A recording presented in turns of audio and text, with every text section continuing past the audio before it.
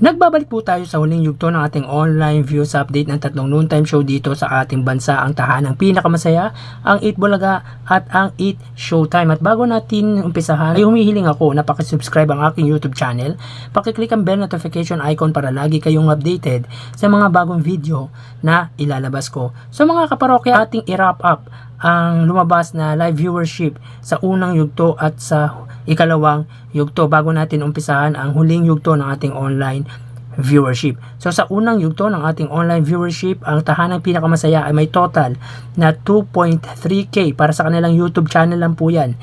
Ang Eat Bulaga naman po ay nakakuha ng 99k live viewers at ang Eat Showtime ay nakakuha ng 180k live viewers. So dito po sa live viewership sa unang yugto, ang nanguna ay ang Eat Showtime, pumangalawa ang Eat Bulaga at pumangatlo ang tahanang pinaka masaya. Sa pangalawang yugto naman po, ang tahanang pinakamasaya ay may total sa kanilang YouTube channel, combined YouTube channel na 3.2k live viewers. Ang Eat Bulaga naman po ay may 90k live viewers at ang Eat Showtime ay may 212k live viewers. So yan po ang kanilang live viewership ng kanilang YouTube channel. At tignan po natin yung huling yugto kung ilan pong total ang makukuha ng tatlong noontime show. So tara, ating alamin ang kanilang online viewership at unahin natin ang Facebook Live. Para sa tahanang pinakamasaya, Undertape Incorporated Facebook page na may 330k followers,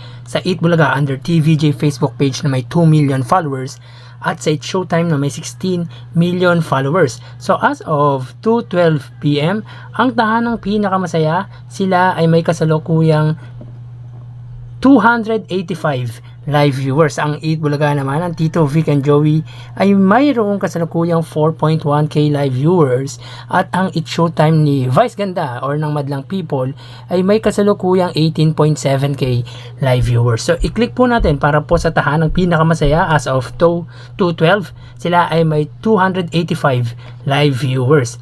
Ang Eat Bulaga naman po ay may kasalukuyang 4.1k live viewers at ang Eat Showtime ay may kasalukuyang 18.7k live viewers. So ulitin po natin, as of 2:13 PM, ang tahanang pinakamasaya, sila ay may 284 live viewers. Ang Eat Bulaga naman po ng Tito Vic and Joey ay may 4.1k live viewers at ang Eat Showtime ay mayroong 18.7k live viewers. So bali dito sa Facebook Live ng tatlong noontime show, ang nanguna ay ang Eat Showtime, pumangalawa ang Eat Bulaga at pumangatlo ang tahanang pinaka masaya. So sa 16 million followers ng Eat Showtime, sila ay may 18k live viewers. Samantalang ang Eat Bulaga naman po na may 2 million followers, may live viewership po sila na 4k at ang tahanang pinakamasaya na may 330k followers, sila ay may 288 live viewers. So mapunta naman po tayo sa TV Network YouTube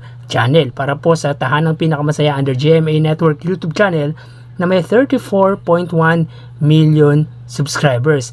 Sa Eat Bulaga naman po under TV5 Philippines na mayroong 1.65 million subscribers at sa Eat Showtime under ABS-CBN Entertainment na may 46.6 million subscribers. So as of 2:14 PM, ang tahanang pinakamasaya under GMA Network YouTube channel, sila ay may 8.1k live viewers. So tumaas po.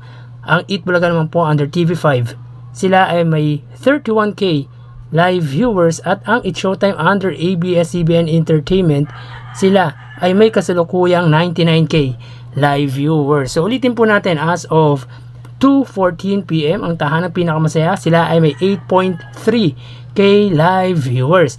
Ang Eat Bulaga naman po ng Tito Vic and Joey ay may 31k live viewers at ang Eat Showtime, sila ay may 98k live viewers. So bali dito sa TV Network YouTube channel, sa 46.6 million subscribers ng ABS-CBN, sila ay may 98k live viewers.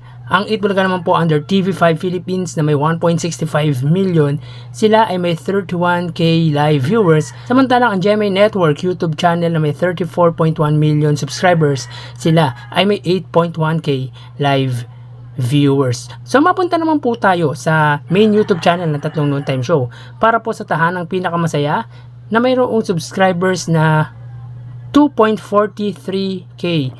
At sa Itbulaga under TVJ YouTube channel na mayroong 809k subscribers, at sa It's Showtime under ABS-CBN It's Showtime na mayroong 1.99 million subscribers. So, as of 2:16 PM, ang tahanang pinakamasaya, sila ay may kasalukuyang 305 live viewers. Ang Itbulaga naman po ay may kasalukuyang 33k live viewers, at ang It's Showtime ay mayroong 82k live viewers. So, ulitin po natin, as of 2:16 PM, ang tahanang pinakamasaya, sila ay may 304 live viewers. Ang Itbulaga naman po ay may 33k live viewers, at ang It's Showtime ay may 82k live viewers. So, bali dito sa main YouTube channel ng Tatlong Noontime Show, para po sa tahanang pinakamasaya na may 2.43k subscribers, sila ay may 300 live viewers. Ang Itbulaga naman po na may 809k subscribers, sila ay may 33k live viewers. Samantalang ang It's Showtime na may 1.99 million subscribers, sila ay may 82k live viewers. Ang total na nakuha ng tahanang pinakamasaya at GMA Network ay 8.6k live viewers. Ang Itbulaga at TV5 ay may total na 64k live viewers, at ang It's Showtime at ABS-CBN, sila ay may total na 180k live viewers. So yan po ang lumalabas sa kanilang online viewership as of 2:18 PM. At bukas po matutunghayan po natin ang panibagong yugto ng ating online views update ng Tatlong Noontime Show dito sa ating bansa. Magpapaalam na po ako. Thank you and God bless.